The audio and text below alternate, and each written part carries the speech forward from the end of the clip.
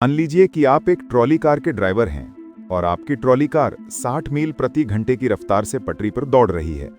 पटरी के अंत में आप देखते हैं कि 5 मजदूर काम कर रहे हैं। आप रोकने की कोशिश करते हैं, लेकिन आप नहीं कर पाते। आपके ब्रेक काम नहीं कर रहे हैं। आप हताश महसूस करते हैं, क्योंकि आप जानते हैं कि यदि आप इन 5 मजदूरों से टकराए तो वे सभी मर जाएंगे। मान लीजिए कि आप ये बात निश्चित रूप से जानते हैं, और आप तब तक असहाय महसूस करते हैं जब तक कि आप ये नहीं देखते कि दाईं ओर एक साइड ट्रैक यानी दूसरी पटरी है। उस ट्रैक के अंत में एक मजदूर काम कर रहा है। आपका स्टीयरिंग व्हील काम कर रहा है, इसलिए यदि आप चाहें तो ट्रॉली कार को इस साइड ट्रैक पर मोड़ सकते हैं, जिससे एक की जान जाएगी लेकिन 5 बच जाएंगे। यहां हमारा पहला सवाल है, सही काम क्या है? आप क्या करेंगे? चलिए एक पोल लेते हैं। कितने लोग ट्रॉली कार को साइड ट्रैक पर मोड़ देंगे? कितने नहीं मोड़ेंगे? कितने लोग सीधे आगे जाएंगे? अपने हाथ ऊपर रखें जो लोग सीधे आगे जाएंगे। एक मुट्ठी भर लोग ऐसा करेंगे, लेकिन विशाल बहुमत मुड़ जाएगा। अब हमें उन कारणों की जांच शुरू करनी होगी कि आपको ऐसा करना सही क्यों लगता है। चलिए बहुमत वाले लोगों से शुरू करते हैं जो साइड ट्रैक पर मुड़ेंगे। आप ऐसा क्यों करेंगे? आपका कारण क्या होगा? कौन कारण बताने के लिए स्वेच्छा से आगे आएगा? आगे बढ़िए, खड़े हो जाइए। छात्र: क्योंकि जब आप एक व्यक्ति को मारकर 5 को बचा सकते हैं, तो 5 लोगों को मारना सही नहीं हो सकता। यह एक अच्छा कारण है। कौन है? क्या सभी इस कारण से सहमत हैं? आगे बढ़िए। छात्र: मैं भी यही सोच रहा था। यह वही कारण था जो 9/11 के समय था। हम उन लोगों को हीरो मानते हैं जिन्होंने विमान को पेंसिल्वेनिया के खेत में गिरा दिया, क्योंकि उन्होंने विमान में सवार लोगों को मारने का फैसला किया ताकि बड़ी इमारतों में और ज्यादा लोग न मरें। तो यह सिद्धांत वही था। यह दुखद परिस्थिति है, लेकिन 5 को जीवित रखने के लिए 1 को मारना बेहतर है। क्या यही कारण आप में से अधिकतर का है जो मुड़ेंगे? यहां चलिए अब अल्पसंख्यक वर्ग यानी माइनॉरिटी से सुनते हैं जो नहीं मुड़ेंगे। छात्र: मुझे लगता है कि यह उसी प्रकार की मानसिकता है जो एक प्रकार की नस्ल को बचाने के लिए दूसरे को मिटाने वाले नरसंहार और अधिनायकतावाद को सही ठहराती है। तो आप इस मामले में क्या करेंगे? नरसंहार की भयानकता से बचने के लिए आप 5 लोगों से टकराएंगे और उन्हें मार देंगे, संभवतः यहां। ठीक है, और कौन? यह एक साहसी उत्तर है। धन्यवाद। आइए एक और ट्रॉली कार मामले पर विचार करें और देखें कि क्या आप में से जो बहुमत में थे वे इस सिद्धांत पर कायम रहना चाहते हैं कि बेहतर है कि 1 मर जाए ताकि 5 जीवित रह सकें।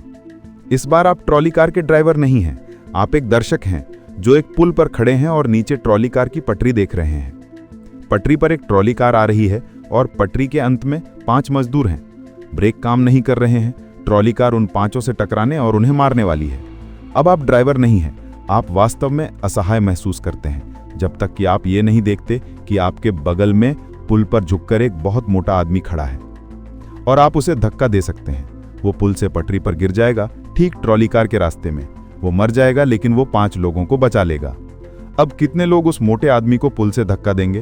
हाथ उठाएं। कितने लोग नहीं करेंगे? ज्यादातर लोग नहीं करेंगे। यहां स्पष्ट प्रश्न यह है कि उस सिद्धांत का क्या हुआ कि बेहतर है 5 जानें बचाई जाएं, भले ही इसका मतलब 1 की बलि देना हो। उस सिद्धांत का क्या हुआ जिसका पहले मामले में लगभग सभी ने समर्थन किया था?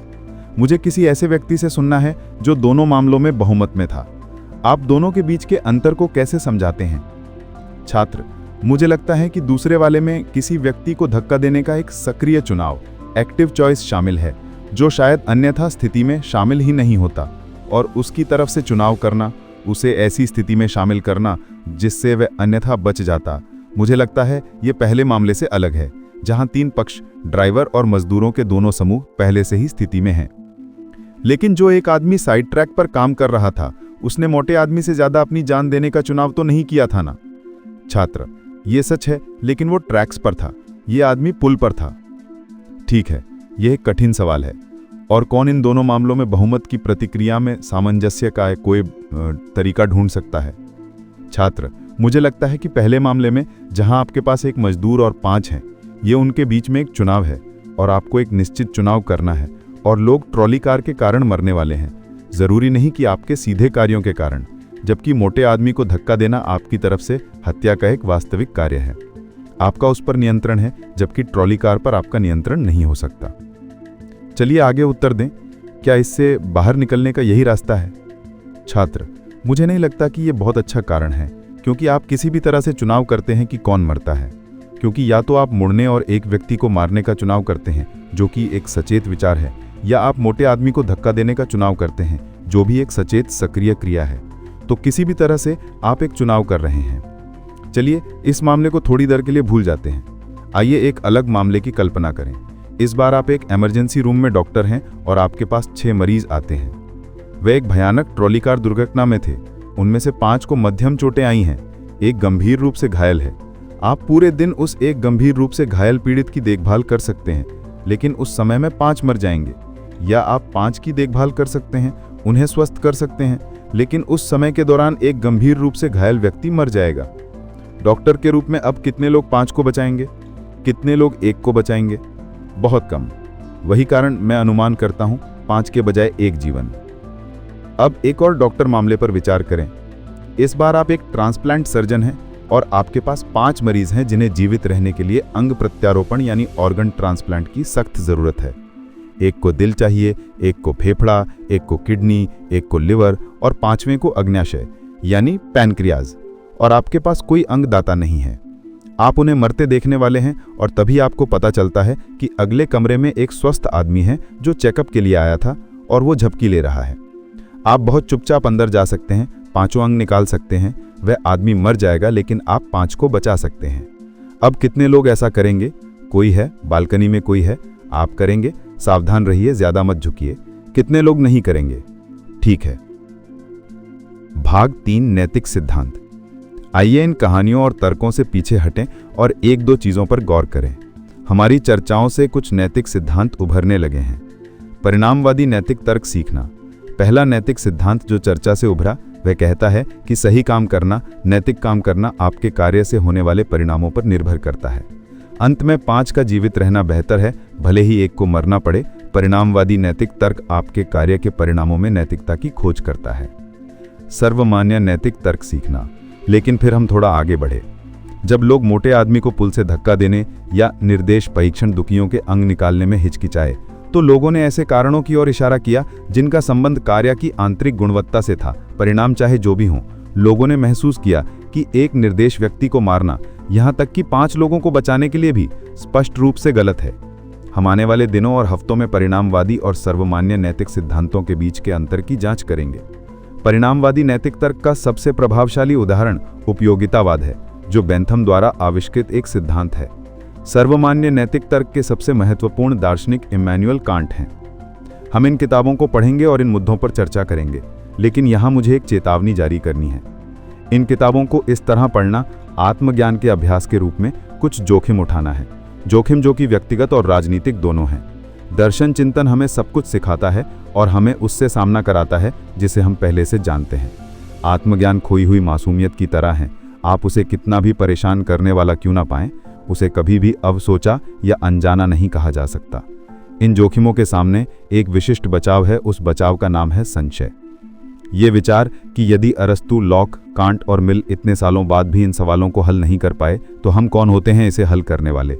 इमैनुअल कांट ने संशय के साथ समस्या को बहुत अच्छी तरह से वर्णित किया जब उन्होंने लिखा कि संशय मानव तर्क के लिए एक विश्राम स्थल है जहां वह अपनी शास्त्रीय भटकाव पर विचार कर सकता है, लेकिन यह स्थायी निवास के लिए कोई जगह नहीं है। केवल संशय में चुप रहकर हम इस बेचैनी को कभी भी दूर नहीं कर सकते। भाग 5 वास्तविक मामला, रानी बनाम डडली और स्टीफेंस। जेरेमी बेंथम का उपयोगितावाद का विचार बहुत सरल है। सही काम वही है जो उपयोगिता को अधिकतम करता है। उपयोगिता से उनका मतलब था दर्द पर खुशी का संतुलन, पीड़ा पर खुशी का संतुलन। इसे कभी कभी सबसे बड़ी जनसंख्या के लिए सबसे बड़ा भला के नारे के साथ संक्षेप में किया जाता है। आइए इसका एक वास्तविक जीवन की कहानी के साथ परीक्षण करें। रानी बनाम डडली और स्टीफेंस। ये एक 19वीं सदी का ब्रिटिश कानून का मामला है। यॉट मिग्नेट के बचे हुए लोगों की कहानी से ज्यादा दुखद कहानी कभी नहीं कही गई। जहाज डूब गया। चालक दल में 4 लोग थे। डडली कप्तान था, स्टीफेंस पहला मेट, ब्रुक्स एक नाविक था। चौथा चालक दल सदस्य कैबिन बॉय रिचर्ड पार्कर था, जो 17 वर्ष का था। वह अनाथ था। चारों एक लाइफ बोट में बच गए। उनके पास भोजन के रूप में केवल शलजम के 2 कंटेनर थे, ताजे पानी नहीं थी। पहले 3 दिनों तक उन्होंने कुछ नहीं खाया। चौथे दिन उन्होंने एक कंटेनर खोला। अगले दिन उन्होंने एक कछुआ पकड़ा। फिर 8 दिनों तक उनके पास कुछ नहीं था, कोई भोजन नहीं, कोई पानी नहीं। 19वें दिन कैप्टन डडली ने सुझाव दिया कि उन्हें एक लॉटरी करनी चाहिए कि बाकी लोगों को बचाने के लिए कौन मरेगा। ब्रुक्स ने मना कर दिया।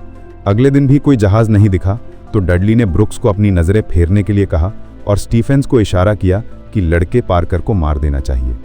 उसने प्रार्थना की, लड़के से कहा कि उसका समय आ गया है और उसे पेन नाइफ से मार डाला। 4 दिनों तक उन तीनों ने केबिन बॉय के शरीर और खून पर भोजन किया। फिर उन्हें बचा लिया गया। उन्हें इंग्लैंड वापस ले जाया गया, जहां उन्हें गिरफ्तार किया गया और उन पर मुकदमा चलाया गया। उन्होंने तथ्यों पर विवाद नहीं किया।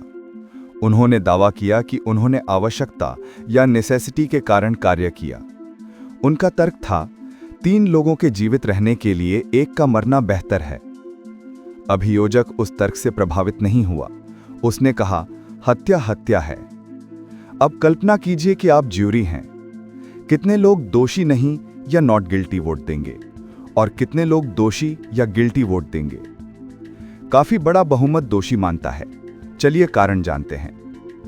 बचाव पक्ष मार्कस, मुझे लगता है कि ऐसी हताश स्थिति में आपको जीवित रहने के लिए जो करना है वो करना पड़ता है।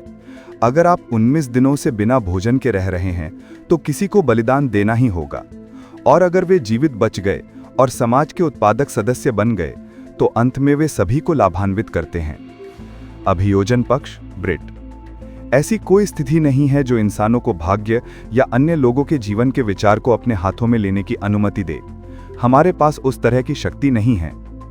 सहमति का तर्क कैथलीन, मैं सोच रही हूं कि अगर डडली और स्टीफेंस ने रिचर्ड पार्कर की सहमति मांगी होती तो क्या ये उन्हें हत्या के कृत्य से मुक्त कर देता? ये दिलचस्प है।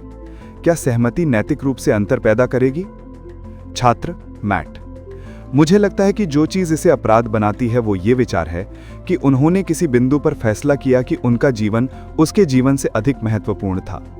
अगर कोई लॉटरी होती जहां हर कोई सहमत होता कि किसी को मरना चाहिए, तो ये एक तरह से ऐसा है जैसे वे सभी बाकी लोगों को बचाने के लिए खुद को बलिदान कर रहे हैं, तो ये ठीक होता।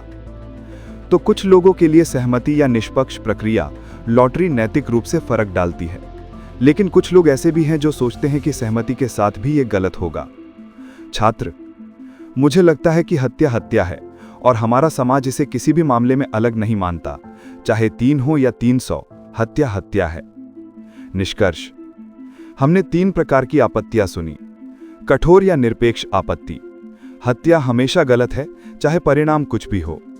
क्या केबिन बॉय के पास कुछ मौलिक अधिकार हैं? प्रक्रियात्मक आपत्ति, एक निष्पक्ष प्रक्रिया लॉटरी फर्क डाल सकती थी। सहमति, अगर पार्कर ने खुद सहमति दी होती तो यह जायज हो सकता था। इन 3 सवालों की जांच करने के लिए हमें कुछ दार्शनिकों को पढ़ना होगा। अगली बार हम बेंथम और जॉन स्टुअर्ट मिल को पढ़ेंगे। धन्यवाद।